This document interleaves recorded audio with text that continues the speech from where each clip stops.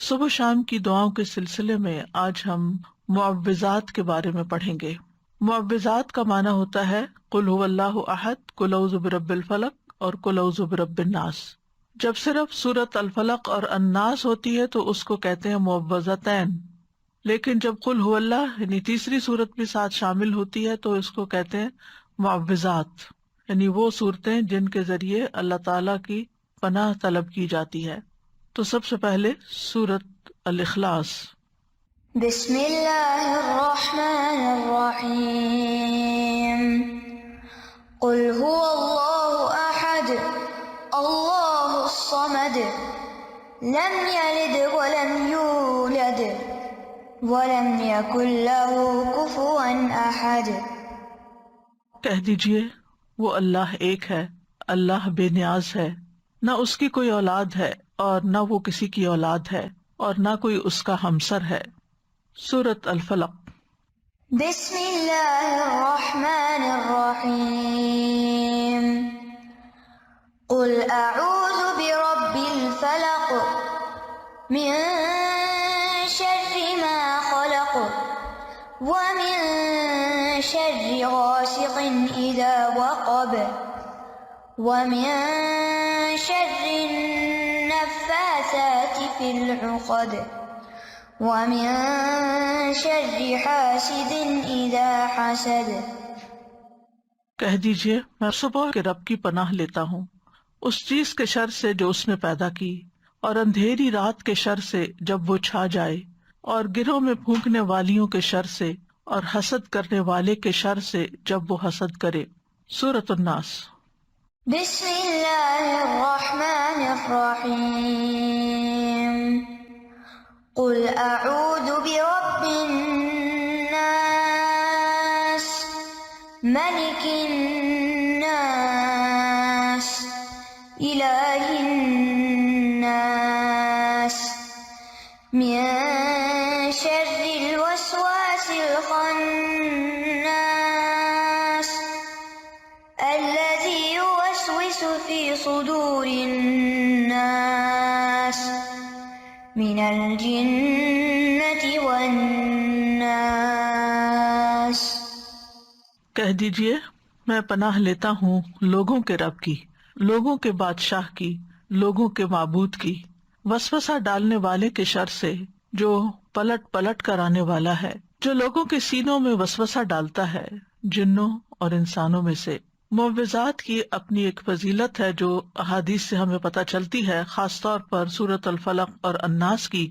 رسول اللہ صلی اللہ علیہ وسلم نے فرمایا، کیا تم نہیں دیکھتے کہ آج کی رات ایسی آیات اتری ہیں کہ ان کی مثل کبھی دیکھی نہیں گئی، اور وہ قل اعوذ برب الفلق اور قل اعوذ برب الناس ہیں۔ اسی طرح مسند احمد کی ایک روایت میں آتا ہے، ابن عابس الجہنی روایت کرتے ہیں کہ رسول اللہ صلی اللہ علیہ وسلم نے ان سے فرمایا، اے ابن عابس، کیا میں تمہیں تعوذ کے سب سے افضل کلمات کے بارے میں نہ بتاؤں، یعنی جن سے کوئی پناہ لے، جن سے تعوذ کرنے والے تعوذ کرتے ہیں، یعنی پناہ لینے والے پناہ لیتے ہیں۔ میں نے عرض کیا، یا رسول اللہ کیوں نہیں؟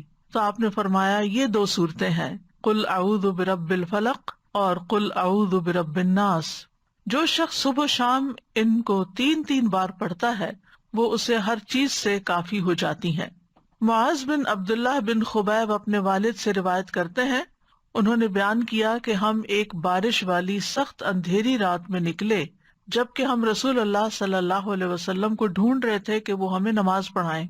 آپ دیکھیں کہ جب بادل آ جاتے ہیں اور بارش شروع ہو جاتی ہے تو ہر طرف اندھیرا، اور رات بھی اندھیری ہو تو پھر اندھیرے پر اندھیرا ہو جاتا ہے۔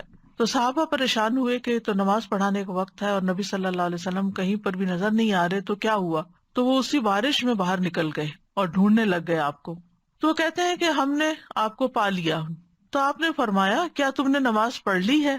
تو میں نے کچھ نہ کہا۔ تو آپ نے فرمایا، کہو، تو میں کچھ نہ بولا۔ آپ نے پھر فرمایا، کہو، تو بھی میں کچھ نہ بولا۔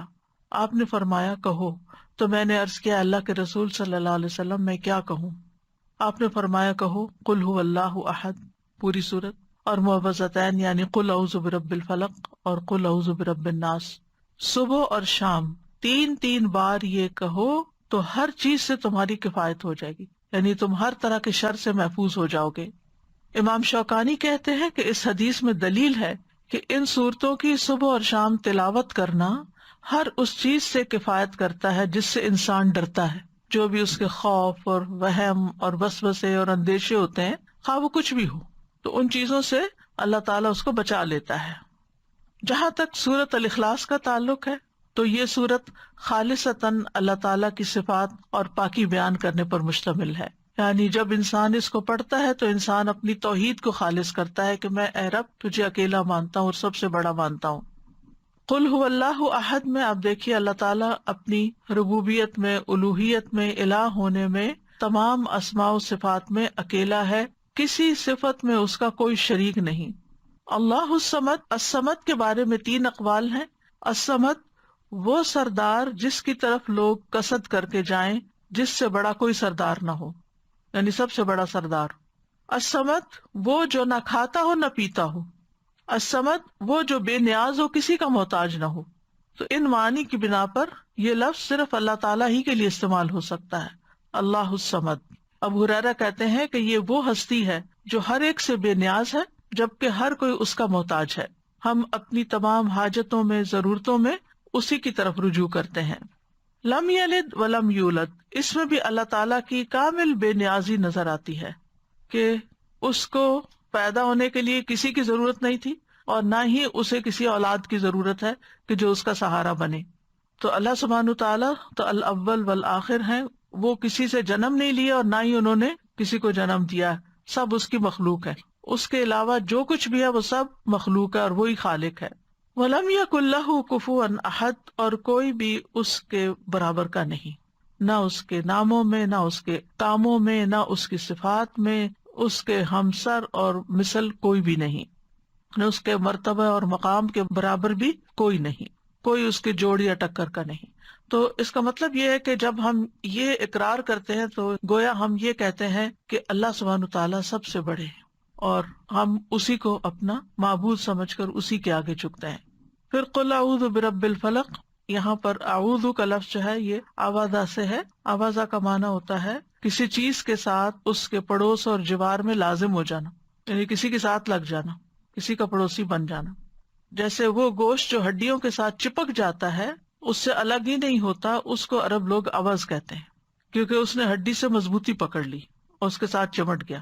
تو استعاذہ کا مطلب ہوتا ہے پناہ طلب کرنا، اللہ تعالیٰ سے شر، تکلیف اور مصیبتوں سے تحفظ یا حفاظت مانگنا، اس کے ساتھ لگ جانا، اس کی طرف متوجہ ہو جانا۔